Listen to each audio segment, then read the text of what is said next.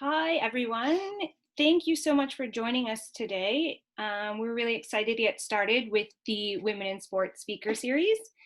I want to start by acknowledging that I live and work on the unceded and traditional territories of the Musqueam, Squamish, Tsleil-Waututh, Coast Salish peoples.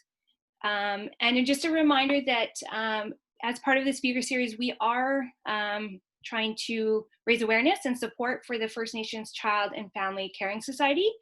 And you will receive an email with information about them following the presentation. All right, I am really excited to introduce Lauren Ritchie. Lauren is going to be speaking about conscious coaching, training mind, body, and craft. Lauren is a mental performance and mindset educator, as well as a dance instructor and choreographer.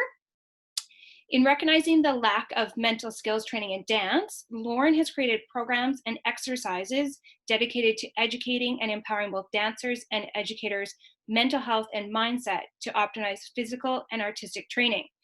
From her Master's of Education in Coaching Studies to a BA in Professional Communications to multiple yoga certifications and an accredited Art and Science of Coaching certification, Lauren has a unique blend of education and resources that offer a holistic training approach for dancers. And I'm so excited to hear Lauren's talk. I will draw your attention to the Q&A button. So as Lauren is presenting, if you do have questions, you can type them in the Q&A section, and when she is finished, we will work our way through some of those questions. All right, Lauren, over to you. Amazing. I am so excited and so honored. Before we get going, in the spirit of reconciliation, I acknowledge that I live, work, and play on traditional territories of Blackfoot, Tsuut'ina, Nakota, and Métis Nation, and all people who make their homes in the Treaty 7 region of southern Alberta. So thank you so much, Amy. I'm going to switch and do a little share screen action. And welcome everybody to Women in Sports Speaking Series. I want to take a moment and thank Amy. I am so excited and so proud of her. We were friends before this, we were classmates. I knew that this was an idea and a vision that she had created to connect women in sports. And so the fact that we're here, and I give her full props for learning all the new technology. And yeah, I'm just really grateful to be starting off and sharing conscious coaching. And with that, I want to acknowledge that we have never been here before. And I don't mean COVID, because that's a common phrase with COVID, but I mean more women in sport and women in leadership. So essentially, when I look at the roles that my mother had, that my teachers had, that my former coaches had, they did not have the opportunities, the tools, some of the research that is afforded to us now. And so there's times in my leadership where I feel a little bit lost or disconnected.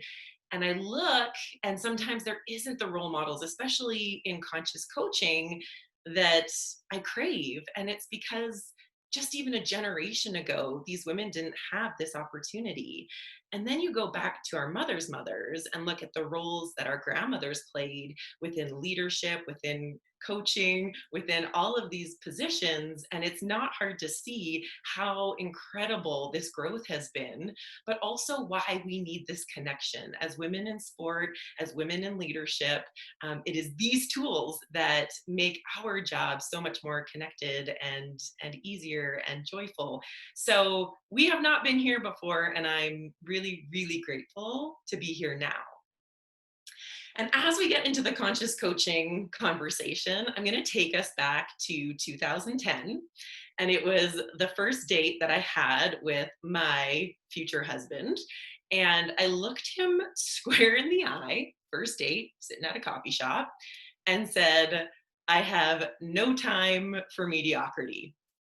And so he stuck around. This was actually the photo, meet Eric, that we had sent this photo and this video as an invitation to our wedding. He did not get scared off by my sort of search for extraordinary. But that is essentially one of the themes of my life and what took me into conscious coaching. For whatever reason, ever since I was really young, I was never okay with being middle of the pack or doing good enough or being and sitting sort of at the middle of the bell curve. I always had this crave and this wanting and this drive to find the extraordinary within myself as I search for my best. And the interesting thing is that I went in pursuit of my best, and that's how I started in dance. That's how I created and fell in love with the sport and the athleticism and the artistry of it. It eventually transitioned into me searching to become the best, which was an actual like harmful mental framework for me to hold when I made that transition. But we're gonna come back to that later on. The truth is that I am still within my coaching, within my life, within my relationships, I'm always searching for my best. And I believe that that's what has brought you here too, is the fact that when we sit in our role of coaches, we can recognize that we have an incredible impact on the future athletes, on the future females. And when you show up to webinars like this, and when you're in pursuit of professional development, I believe it's because there's something in you that always wants to be on the edge of your best and pursuing your best. So, welcome. We're going to have a full conversation around conscious coaching. And I actually started my conscious coaching practice when I first stepped into a coaching role. And what was interesting is that I was a highly competitive dancer. That's why I call dancers athletes, is essentially we compete to that degree. And when I transitioned from being a highly competitive and highly successful dancer into the professional world, it exposed the mental skills that I lacked. So even though I knew that I was cultivating certain skills within my training, when I took that transition and when I made that leap, it became so clear how fragile my mental framework was. And when I was pursuing the best, how it was reliant on external validation. It was reaching for subjective goals and subjective successes. And so when it started to go poorly or when it started to feel uncertain, I started to panic. I went through what is called an athletic identity crisis. It led to bulimia, anxiety, depression. I wasn't sure if I even loved dance anymore. It changed how I even viewed my sport, my life, who I was. And that to me was the moment of, there's a gap here.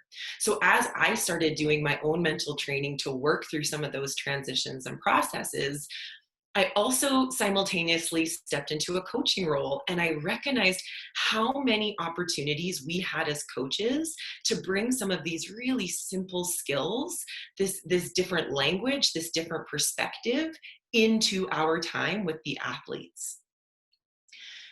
So when I stepped into this conscious coaching role, I recognized right away that, number one rule of a coach is do no harm. And the reality is that when we step into our coaching position, when we step into that position of leadership, we're creating an impact whether we're conscious or unconscious of it. And so I wanted to commit to doing the least amount of harm possible. I wanted to commit to being conscious of my impact, conscious of my thoughts, words, and actions to bring out the best within myself and the athletes. I also recognized, and I think many coaches do when they start coaching for the first time, is that they were essentially mimicking how they were coached. And I was doing a lot of yelling. I was just yelling all of my feelings in the moment, and it was frustrating and it created friction.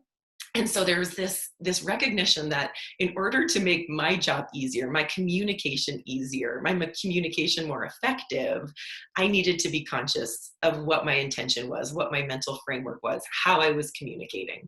So it's actually making my job easier. And then something I say to my younger athletes is that as a conscious coach, as a coach, I have a superpower. And as coaches, I think that we all do. It's that we can see where the athletes could be. We can see that where they could be in a month or in the year, in the season. And there's an element of conversation around, I know where you guys could be. I know what you're going after. I believe you can get there. Can you trust? I got a superpower. I can see into your future. I hold that belief for you. But it's only through my own awareness and my own recognition of what I see and crafting what's possible for that athlete that I'm able to do it. Dr. Michael Gervais is one of my favorite sports psychologists.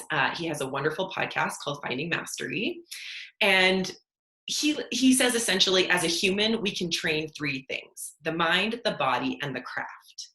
And just like a sugar cookie that needs three ingredients, the butter, flour, sugar, the only way to create a wonderful cookie with three ingredients is to include all three ingredients.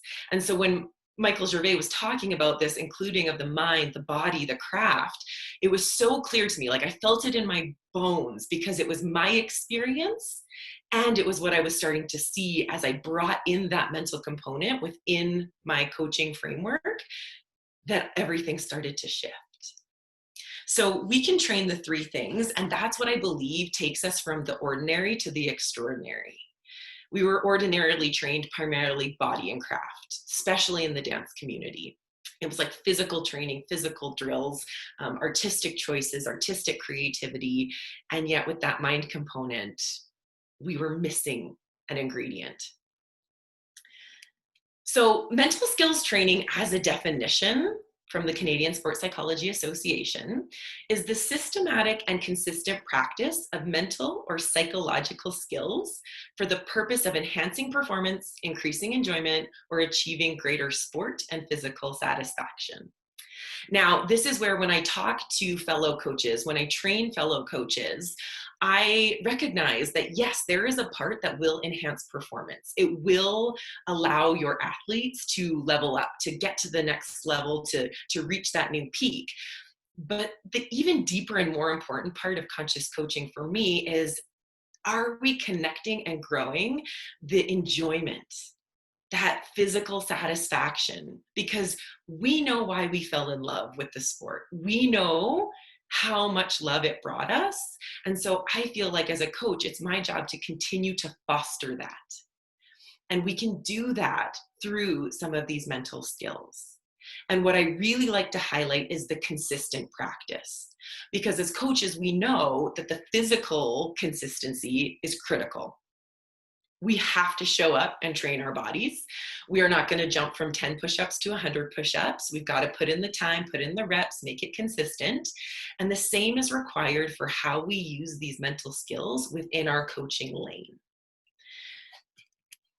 When I developed my program, I divided it into 4 main sections: awareness, goal setting, arousal regulation, and imagery.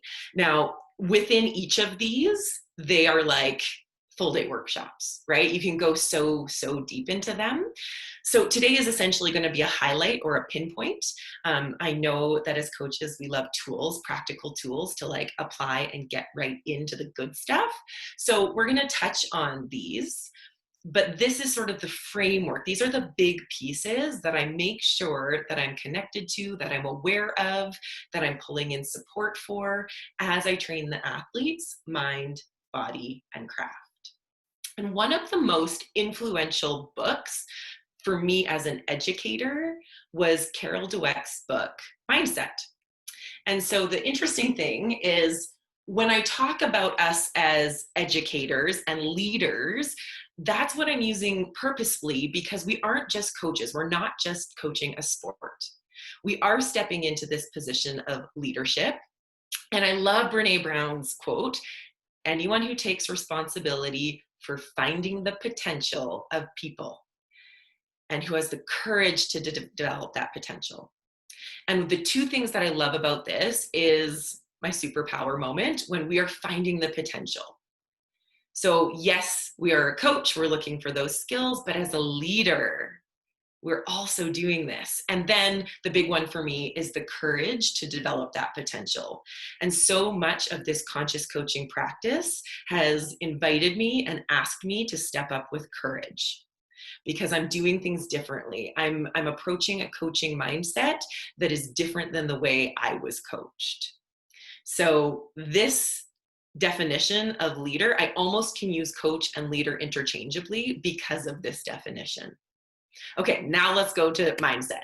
So Carol Dweck, we're talking parenting, business, school, relationships, coaches, leaders. This book fundamentally changed my communication and how I structure my class plans and my programs.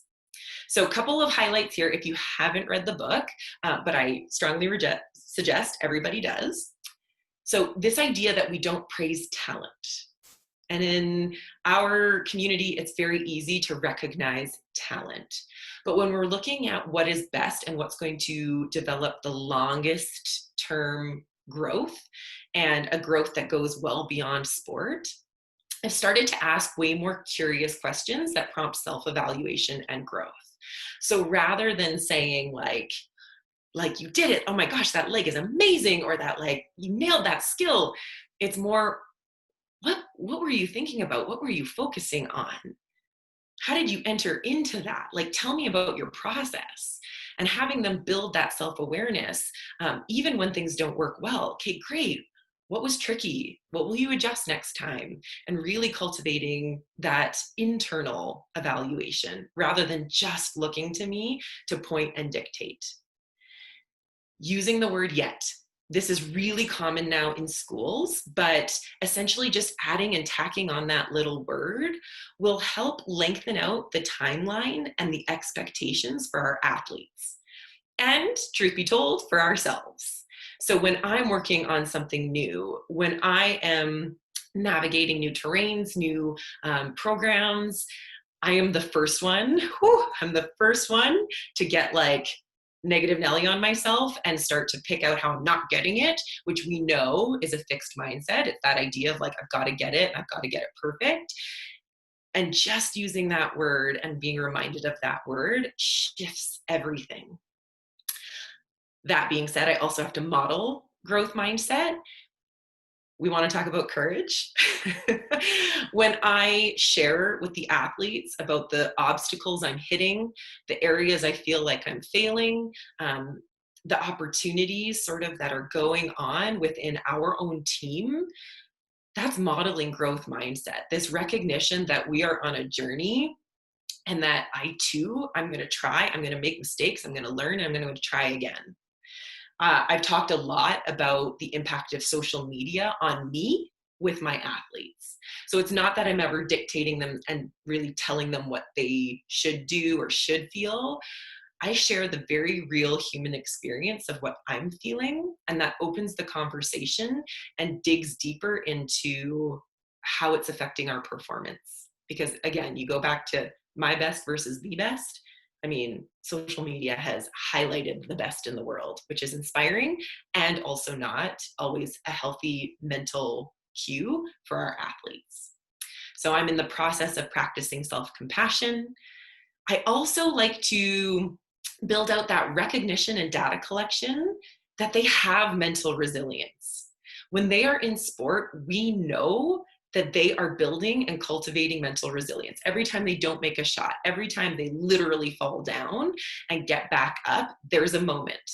And yet, depending on what they're focusing on or what we're focusing on as their coaches and what we're pointing out, they could use that as a tally of failures and not enoughness, or they could also use it as data to prove that they have the capacity to keep going and to keep practicing this resilience. So mindset, amazing book. I know she also has some videos online if you want like shorter clips. Another one of my favorite videos that I was actually introduced to this summer by my sports psych prof is Dr. Steve Peters. He wrote The Chimp Paradox, but he does a great TED Talk that I share with almost all of the dancers and the athletes I work with, because he essentially identifies 3 parts of an athlete's brain that are firing especially in high pressure situations. And so we take a moment and dissect what he talks about. And he talks about this limbic system, which he calls the chimp. And it's the emotional center. It's the feeling center. It's the part that reacts when something's new, when something feels uncertain, when the athlete or the leader is feeling very nervous and scared. It is doing its job to fire off these alerts. I think during COVID, we can all agree that ourselves and our athletes had a wild and crazy chimp, at least in moments. The newness, the uncertainty, the feelings about what was happening to them. Yeah, that's doing its job. The chimp is doing its job. And yet what we also know is there's this frontal lobe, which he calls the professor, and it is in charge for the higher functioning, the strategy, the facts, the inner coach that we hope so many of the athletes have, that's able to recognize opportunity, to think through some of the failures, to find the growth. We know how important that frontal lobe is, and it exists. The computer is the third part that he talks about. And this is where essentially we're storing memories, we're storing beliefs. So I walk the athletes and the dancers through this, not because I'm any kind of sports psychologist or any kind of neuroscientist. It's because there's just like fundamental basic information about our brain and our internal experience that can help our conversations when the athlete hits a wall, gets nervous, needs to pull out some tools in a moment of playoffs or competition. And what we know, even within our training and within our classes, is that when the athletes come to us, they're often coming to us with a wild and crazy chimp. They are coming to us with like a full day. They're coming to us with a lot of feelings, coming off social media, maybe having some of the judgment or the exhaustion or the fear walk onto the court, enter onto the ice. And so what my job is to recognize that when they're in that space, they're not open to learning. They're not open to new. They're not going to be able to fundamentally dissect what I'm giving them and what I'm offering them as an opportunity to improve. So knowing this is fundamental, I'm going to invite everyone to take a moment. Nothing is going to happen on your screen. And I invite you to close your eyes. And now if you're already resisting this because you're like, what are we doing? Closing our eyes. I'm not into woo-woo. Go with me. I promise you'll want to experience this. So we're going to close our eyes and just notice where our body is at. Are you collapsed? Are you crunching through your front body? Can you lengthen and sit taller? Maybe sliding your shoulders back over your hips and the ears back over your shoulders. And then let's take a few breaths, taking a nice inhale from the bottom of your lungs to the top. And then find a full exhale, emptying the lungs from the top to the bottom, giving that gentle squeeze for full exhale. And again, taking that inhale, full breath.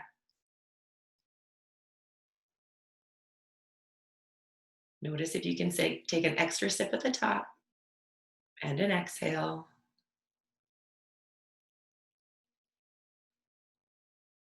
Just do that one more time, fully breathing in.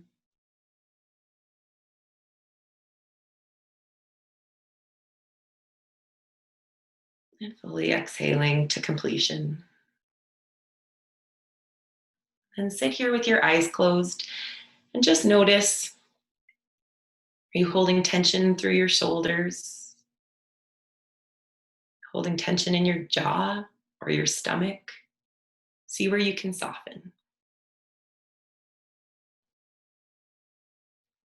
And then I invite you to write yourself your intention. Think about, why did you show up today? How do you want to leave this webinar? Is it with a little moment or an exercise of inspiration? Is it with a new awareness around an opportunity in your coaching?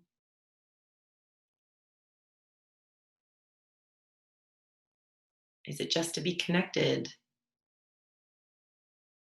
Why did you show up? What is your intention for being on this call right now?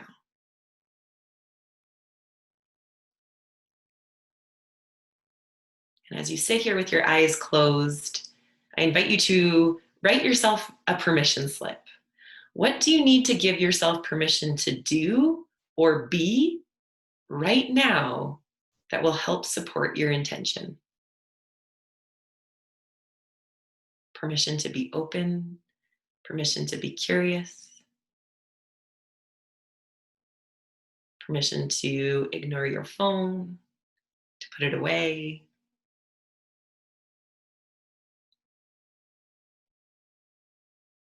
Take another full breath in and out. And then gently open your eyes and write on a piece of paper, probably have a notebook in front of you. What is your intention for this webinar? What is it that you want to focus on or get out of it?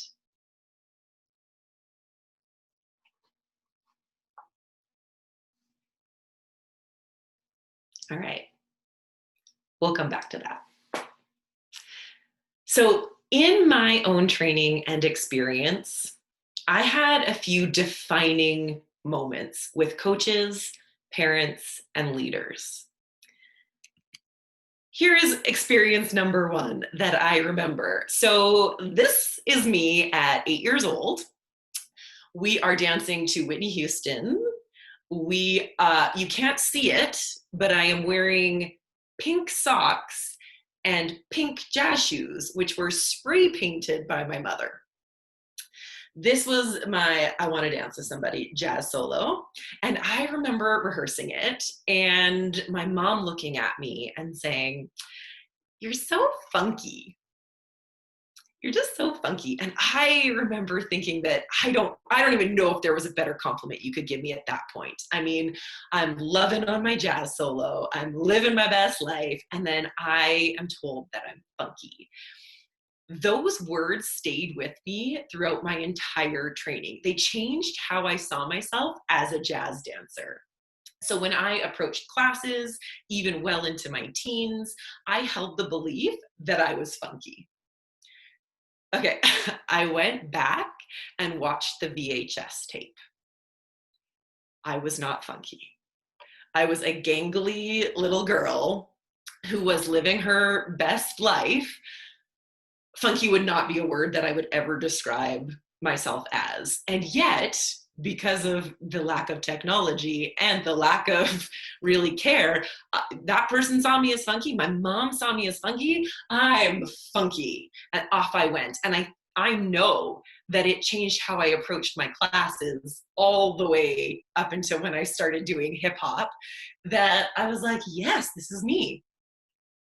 Fast forward, it is, what was it, 2002. And I am at a Tokyo Disney audition. And so imagine chorus line, like we're all standing in a line, we have our numbers, it's like smiling, ready to go, I hope you pick me. And I had a little Japanese man look me in the eye and say, "Too big." And at this point, I was already fragile within my athletic transition and my identity crisis. I was worried about, oh my goodness, like, am I going to fit in? Am I enough?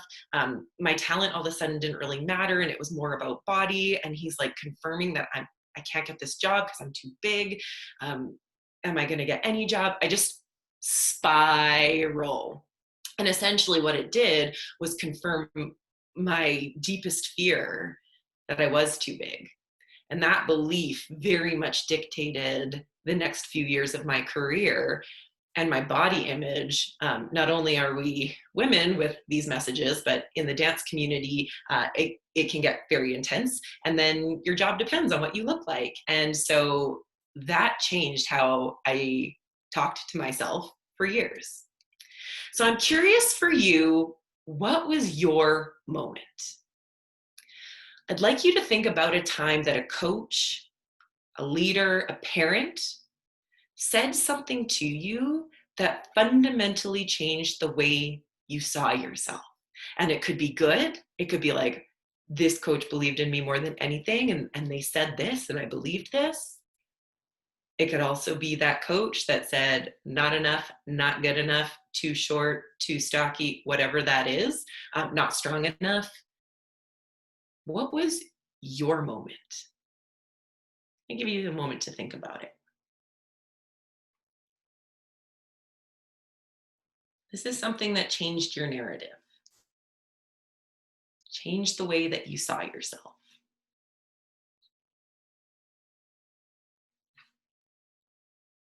A lot of times the negative ones pop up pretty easily, pretty quickly. But this is how I know that what we say as coaches, what we do as coaches, has an incredible impact on the belief and the self-talk that our athletes have. And how we structure our thoughts, words, and actions as an individual, and what we believe for them, and the words that we use, like our words become the words that can start to swirl in their brain. So what is it that we actually want them to have on repeat? And we know that this has an incredible impact. I knew so clearly that this changed the way that I approached my sport and changed the way that I spoke to myself. And so when I stepped into a coaching role, I was not leaving this up to chance. Again, I go back to the do no harm. I did not want to be that negative tape or that limiting belief in somebody's ears. We know that we were trained in a way, at least I was trained in a way, that it was pull up your bootstraps, like suck it up, get back in. There wasn't necessarily these conversations. And this idea that I talked about at the beginning, when it's like I was coaching in my early years, how I was coached, like how it's always been done. And one of my favorite quotes from Dom Kelly, he was a guest that I had on the Dance podcast, was that the good old days weren't good for everyone. And so when we look at elite performers, or when we look at those who quit, who didn't make it, but perhaps they could have. Perhaps they were waiting to have that extraordinary coach who believed in them, who held them, who supported them to that standard, who helped them see themselves differently. Just because it's the way that it's been done doesn't mean that it was the best way. And so these old structures often missed that missing third, right? That mental skills training. And I knew that in dance, there are definitely, and in sport, there are definitely these lessons being learned sort of vicariously, or just how sport is structured. But the inconsistency and sort of the sloppiness of like, maybe the conversation will show up, or maybe the moment will show up, that didn't feel right for me. And I had an experience even this week with a dancer who went and took a virtual class, which is amazing that that's an option now. You can train with people in England, you can train with people in Australia. But all of a sudden, they quickly realized that there were people in that class the same age as them, but much further along technically and within their flexibility. They started to panic. Within that moment, it was like their dreams, their future dreams were starting to crumble. They want to go to Juilliard, and now they're thinking, oh my gosh, I'm not middle of the pack, I'm like bottom of the pack. So that dancer started to spiral, and right away in that moment, that's the moment where I knew that I could step in a different way. I'm not going to tell them just to like keep pushing through. We had to have a breath moment. That chimp was freaking out. So we had the breath moment. Because we have included these mental skills training within our work, I was able to know their goals, and we talked about them. We talked about how you don't need to be the most flexible in the room to achieve that goal. So let's get some perspective here. And then we looked at what are the opportunities right now in this moment, in this situation, that still allow you to stay in your lane and start to put a peg and sort of like a little ladder rung towards your growth. What's the moment right now? In this present moment, what's your opportunity? And because that happened, they were able to go into the next class. And that class, they just automatically felt a little more confident with the drills that were being offered. And so, like, gangbusters, off they go. But if we didn't have that moment of recognizing what's going on, I'm not sure they would have made it to the next class. I'm not sure that they would have continued to believe what they're in their dreams, in what's possible for them. So one thing that I knew when I created this program was I could not do more. My schedule was so full. The student athlete schedule was so full. It's not like we could add a ton of classes around this mental skills work. And I also recognize that I am their coach. I'm not a sports psychologist. I am wanting to maximize our time together in the healthiest, most loving climate, the climate and the training that sees what's possible for them and holds them to that standard as an individual and as a team. And so this for me wasn't about doing more. It was about integrating these awareness skills, these conversations, these moments of self-reflection and self-evaluation so that they can be at their best. When I started to introduce every class, every jazz class that I started with, I knew the kids needed to breathe. We needed to calm the chimp. They were coming from school. Things were crazy. We breathe. We set the intention, set their permission slips. And when we started to train from that space, when I started doing that for myself before I even entered the room, my communication was so much more clear, and like my intention and my purpose for that practice or that experience, that competition. My coaching was more effective. I was starting to come into full alignment with my thoughts, my words, and my actions. So I essentially became more stable as a coach. And when I offered that, there was this sense of trust that was being built. I wasn't going to go on an emotional, erratic tangent. I was clear, I was stable, and that gave this sort of safety and this connection with the students and the athletes that changed how we trained as a unit. And so when I operated from that space, I became the coaching model. I became a leader for them to see, for them to believe, and then for them to do. So when they see it, they can become it. When they see how we operate, how we train as a unit, when they see me staying in alignment and committing to that, they get to practice that. They get to do that as well. So this is one of my favorite quotes because my life is my message. I don't put on like a different hat when I'm gonna coach, and then a different hat when I'm a wife, and then a different hat when I'm a daughter. I want full alignment with that clarity of like my values, my intention, my purpose, so that regardless of where you see me and in what environment you see me in, I am still operating from that space. I'm aware, I'm consciously choosing to practice what is my best in that moment. I sat down and did an exercise around if I was in a hall, sort of hiding behind a corner, and there were people talking about me, like they couldn't see me, I was around the corner, but they were talking about me. They were talking about me behind my back. What do I want them to say? What kind of values and descriptive words do I want them to use? What's their tone? What's their energy around describing me? And I do that with the athletes as well. Like before a convention, before a competition, it's like, how do you want your fellow competitors to describe you? How do you want other coaches to describe you? How do you want the casting director, the person sitting behind the table, choosing whether or not to give you a job? How do you want them to describe you? So here's another invitation. So we have already been doing mental skills work. Breath and body awareness. Can you include that breath, the calming of the chimp, the recognizing of where I'm holding tension? Can you slide that in?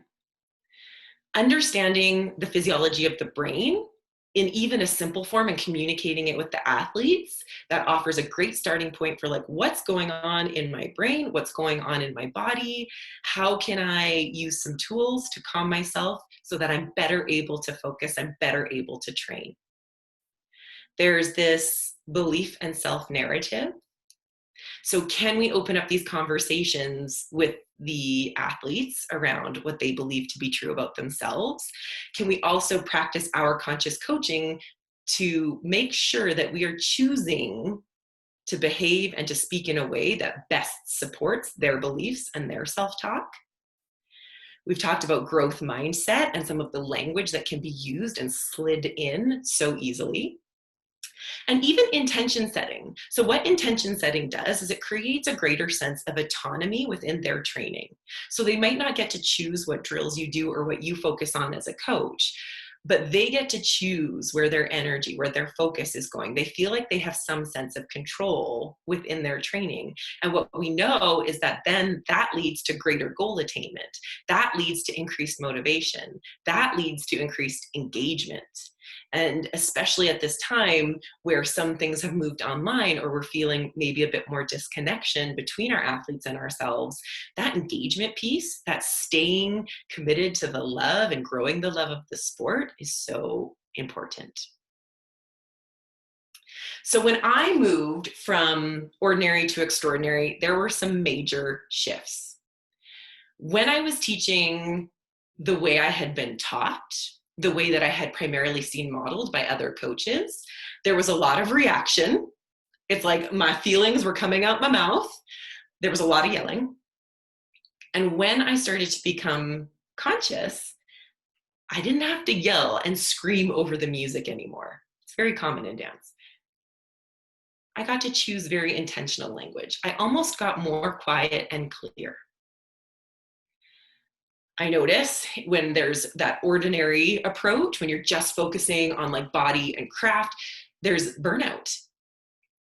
There's frustrations. There's sometimes even feelings of isolation. I know that sometimes when you're the coach, it's like you're not talking to other coaches or you're not talking to other women in similar leadership positions. And that can create sort of this like frustration. And if you just go and you're like, what skill do I need to do? What drill do I need to do? That will only get you so far. And yet when you move into including this missing ingredient, you're more purposeful. I became way more inspired when I saw obstacles. When we got into high pressure situations, whether it's playoffs, whether it's competition, where other teachers were exhausted and tired and like focusing so much on the competition aspect, I got so curious around how are my athletes responding? Who's falling apart when? Are they falling apart? What practices have they taken from our training time? And I can see them practicing it on their own. It's fascinating. I love high pressure situations for that reason. It exposes our mental framework where we can offer more tools to our athletes to better perform. And there's also this feeling of connectedness. So this connection with self, this connection with your team, your athletes, and this connection within community. Because I really do believe that we are of the greater community. So who do you want to be? That can be a journaling prompt that you take away because it is so important for us to check in with ourselves about how we want to be described when we are standing in extraordinary. If we are committing to exploring this self-awareness, to really consciously choosing the thoughts, words, and actions that show up every day in every space. Who is that? Like, who are you becoming? The athletes can do it too. It's a brilliant visioning exercise. So when we talk about this idea of my best versus the best, it showed up in my own training from just loving moving, loving performing, loving all the things, to I've got to beat, I've got to win, I got to get this title. And don't get me wrong, because I was winning the titles and because I was doing well, it felt pretty good. Gang busters, like awesome, going for it so hard. It is when I went to make the transition, it became so clear that that's not the sustainable model. And so when I'm looking at my own coaching practice, I am coming into who am I at my best? And if I'm focusing on the job title, if I'm focusing on the social perception of what team I'm with or who I'm working with, I'm already building a very fragile framework. So to stay truly connected with who I am at my best, I need to keep coming back to the list, my list. And again, check in with your athletes, because the reality is, in the social media culture that we're in, it is almost impossible not to see the best in the world and to try and figure out where we belong, especially teenagers. At that stage in their lives, this social belonging is so important. They want to know where they fit in. They want to know sort of where they scale. It's not healthy. But if we don't talk about it, it's not like it doesn't exist. So let's check in with our athletes and get really, really clear on how they're defining success for themselves. This is about that personal definition and personal growth model. When they start to feel the feelings of anxiety, myself included, the control, not control list is something I go to sometimes every day within my coaching. Definitely, we talk about it before playoffs and competitions and any of these moments where sort of the nerves start to show up. So what do I control here? What are the things that are actually sort of at my fingertips? Where can I put my focus? Where can I put my attention? How can I set myself up to be at my best? And so often when our athletes are starting to become unraveled, it's because they're focusing on the things they cannot control. And sometimes as coaches, we're the ones that planted that seed, because we guide some of their focus and their attention. And so have we pulled them into a place, maybe unintentionally, but we've done it, into the not control, into the you have to do this to win, and or this person's watching or whatever else. Whoa, control, not control. It is an incredible tool. Super simple, and they can do it on their own. And it's a tool that goes way beyond sport. So talking about focus, I want to check in and just see, we've been here for about 50 minutes. So how many times has your mind wandered? Have you got distracted? Have we thought about lunch already? Are we like curious what's going on in the next room? We want to check in with where our focus goes, because we also know that this sort of like wandering mind pulls us out of our training. It pulls us out of the present. And so when you are working with athletes, and you know what, I'm just going to say us as humans, let's recognize where we are in society right now. We, for the first time ever, can be distracted for 24 hours a day. So Cal Newport talks about this, how for the first time in humanity, we never have to be alone with our thoughts. We never have to be bored. We can continually consume other people's media and totally numb out of any of our body awareness or our mental awareness. We haven't had that before, and not to this degree. And so for athletes, sometimes it looks like literally they get up, they check their phone, they have their breakfast. At one point they went to school, then they would like shove food in their face as they ran to practice, and then they'd be in practice. And I remember when a teacher backstage said to me, the 14-year-olds are walking in like glazed donuts. It takes them like 10, 15 minutes before we're even awake. And at the time, I have this visceral response when any coach complains, because I do believe that sort of that's the ordinary mindset. And what I automatically went to in that moment was like, well, why? Why do you think they're doing that? And then it takes about 2 seconds to realize they have not had a minute all day to themselves, to breathe, to rest, to reset. They might literally have been dictated their whole day. And so when they walk into our class like a glazed donut, that's why I started practicing breath. If taking a minute or 2 minutes of stillness and then guiding them through like a very conscious warm-up is going to change how much I get out of them for their training, sign me up. The same goes for me. And for any coach and woman who is also a mother or has, a full-time job and is coaching, it's like, look at our days. We can wake up, we can shove food in other people's mouths, hope we shove it in ourselves, run to work, and then like literally do pickups and drop-offs and like arrive for practice. So us too, we have to recognize that we might not have taken those breaths. We might not be priming ourselves to show up as our best. And so that is where I started breathing in my car before I even entered the building. Making sure that I felt grounded, that I felt clear, that I felt intentional, so that I wasn't coming in an emotional or a reactive state. One of my favorite mental performance consultants, Poppy Day Clouds, she shared this acronym FACE. And it's this idea that no matter where we are in our day, no matter what's going on within our training or performance, we got to face it, especially if something's not going the way that we want it to. So this is an acronym. You can put it on your wall. You can literally stop your athletes and be like, okay, let's face it. And that is, can you feel it?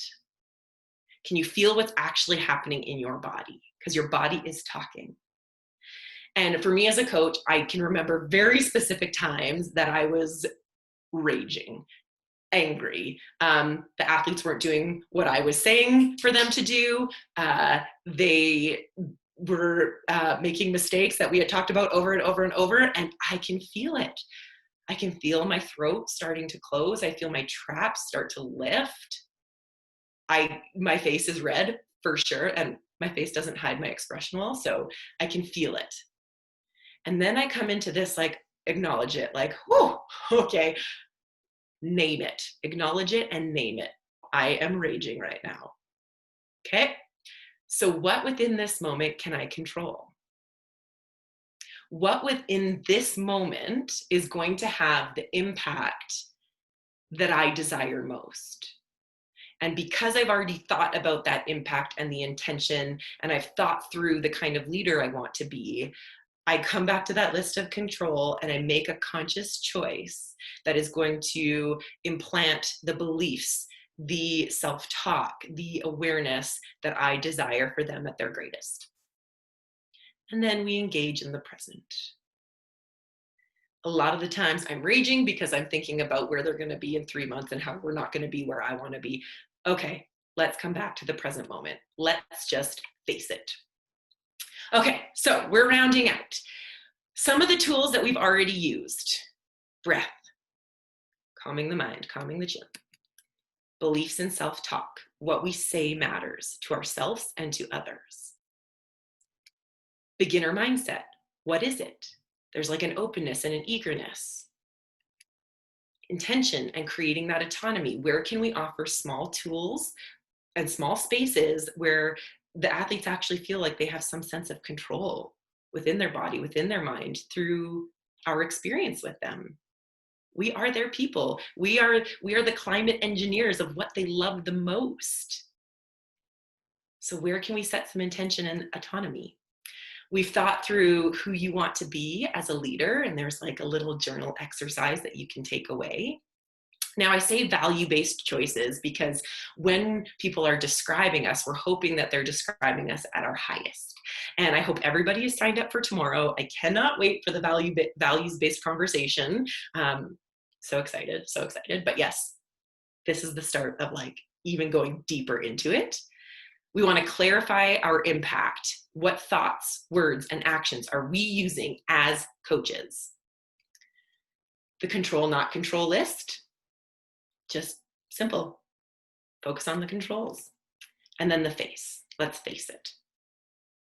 All right, so do your practice and performance plans include mental training? And this is where I am so, so grateful for the sports psychologists who have mentored and educated and inspired me, because I by no means am doing their work.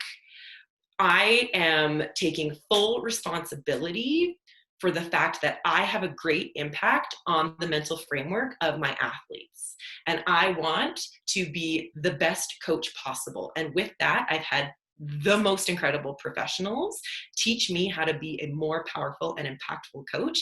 And that's where I'm like, we need to share this even more. That's why I went into education, the Master's of Education in Coaching. I want to use sport as the language in which helps frame their mental framework in a positive state.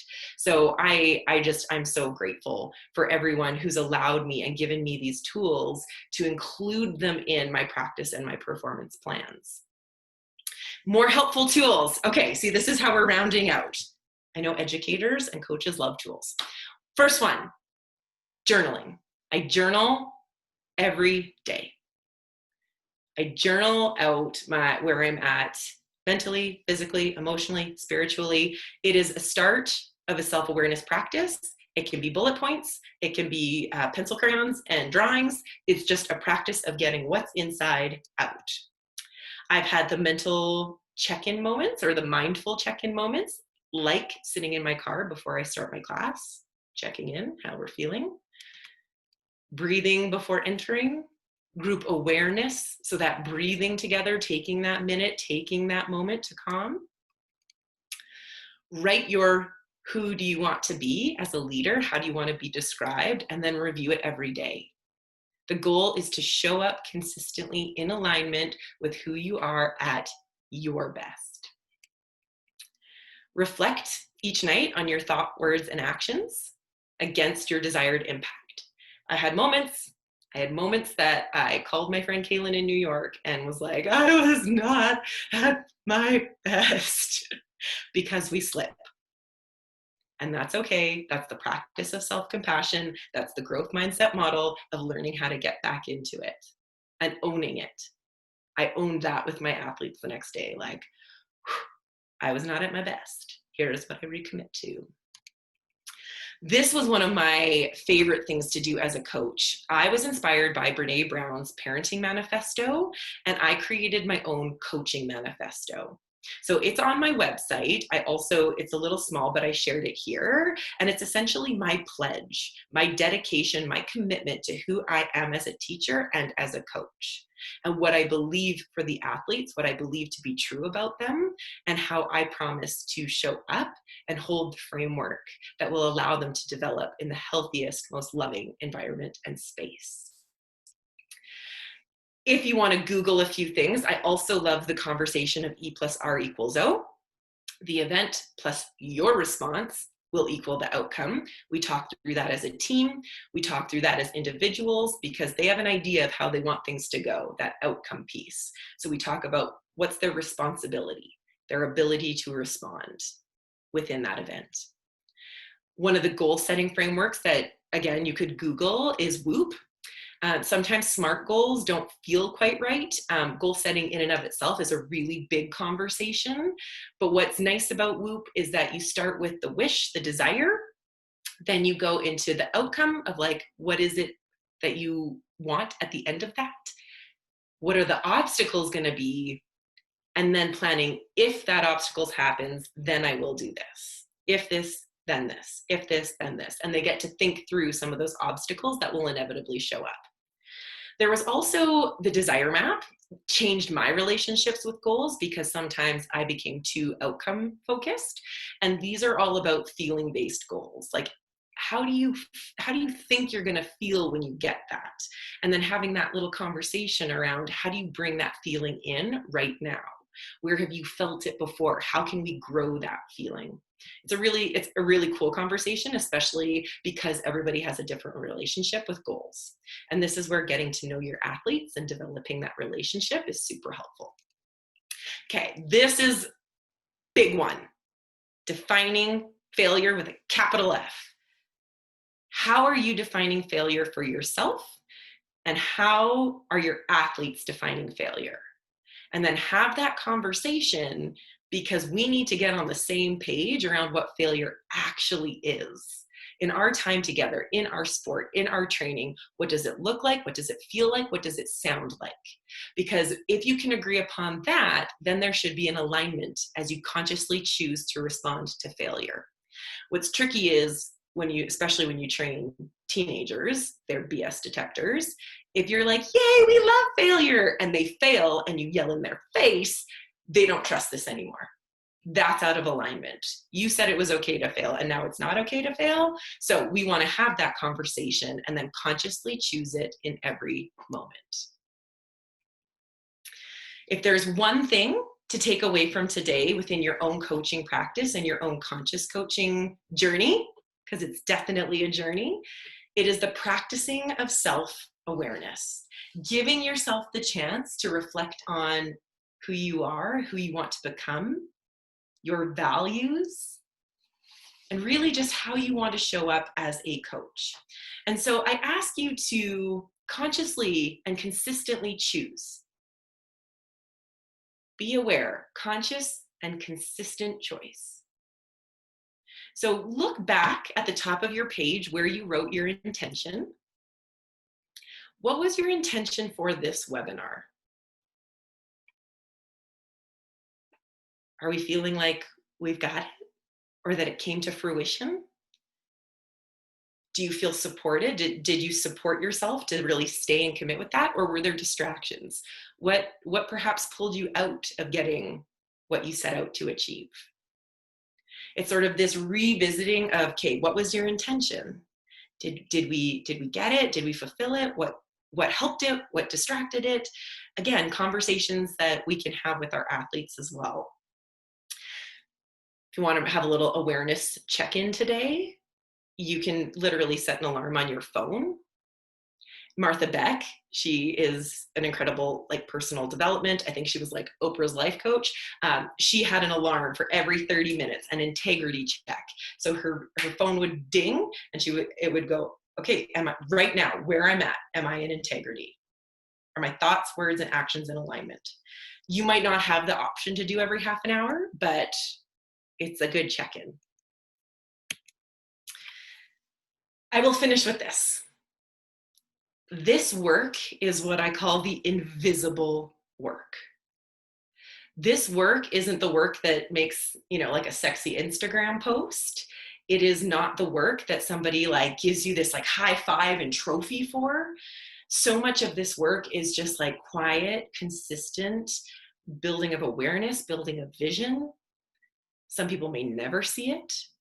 I know I had a friend who owns a business, and she did this invisible work and for years was like, is it worth the investment?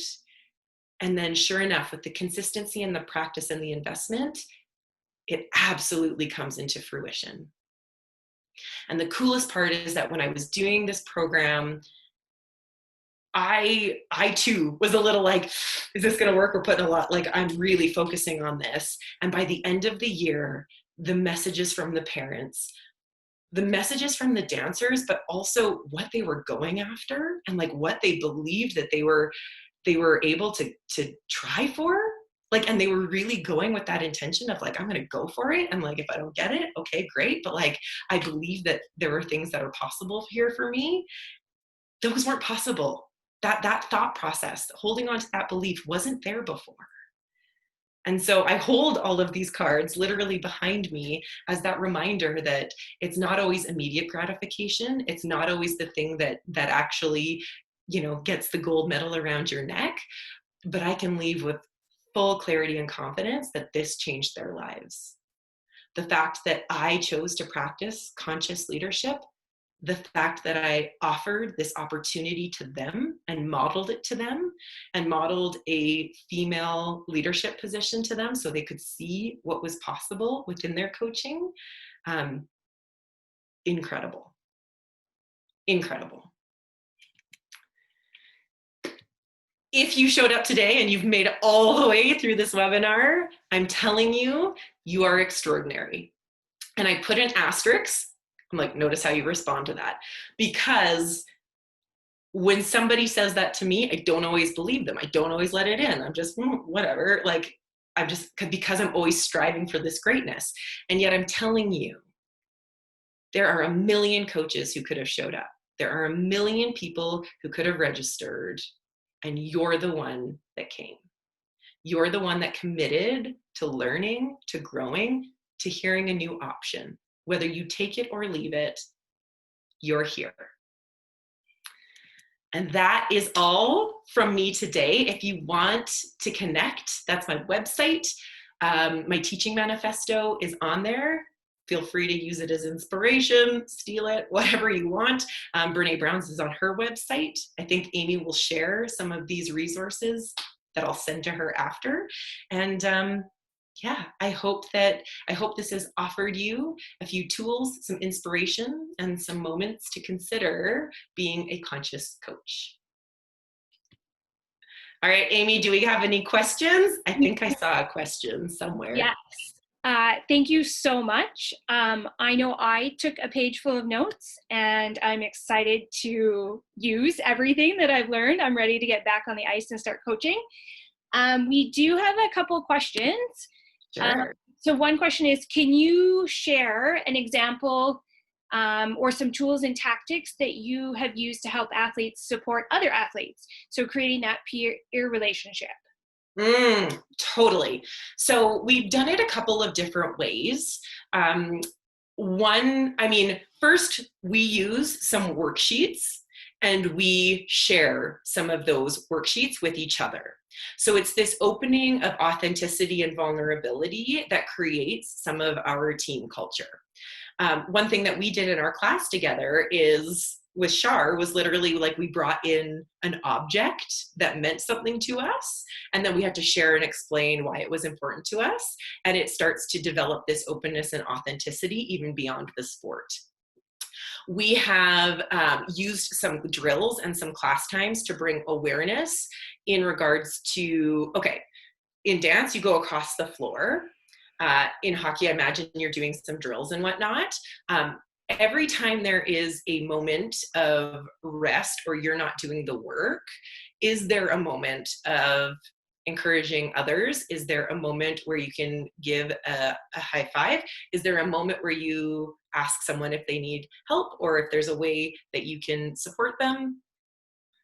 Even being aware of those moments. Like dancers, sometimes when they reach the end of the floor, they kind of just like stand and wait for their next turn.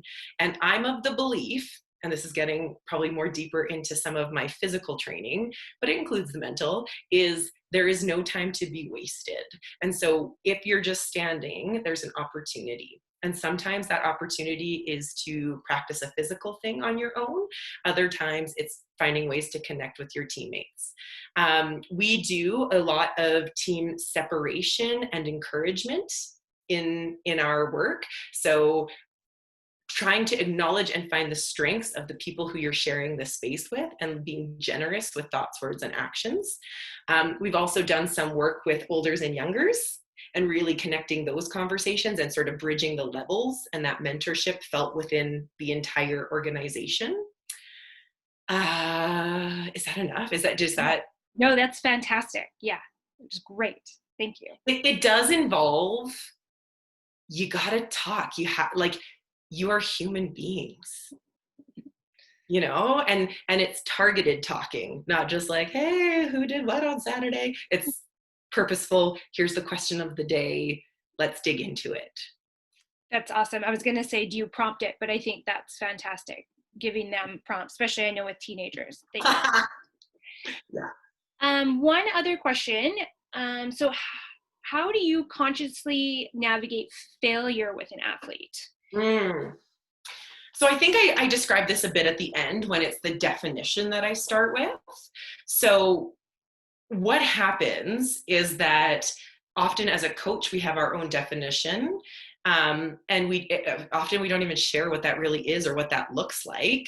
We also don't dissect how failure is part of the cycle of success. So John Maxwell talks about this in his leadership structure, but I saw that leadership structure and was just, yeah, this also happens in all of the sport training that we do. So often kids will look at like success or failure. And the reality is that failure is within success. So you can Google the John Maxwell little model, but then we actually recognize like you try something new, more often than not, your first thing is failure. So what does that look like? What does that feel like? What does that sound like? What can you do differently next time? And so the three questions that I started with when I started doing this work with athletes was they would do something and I would say, what went well? What was tricky? What will you do differently? And I even use the word tricky because it's not catastrophic, right? It's like, it just didn't work. The fact that at times I have to remind athletes, you are not a failure. Something you tried didn't work. Something you tried failed.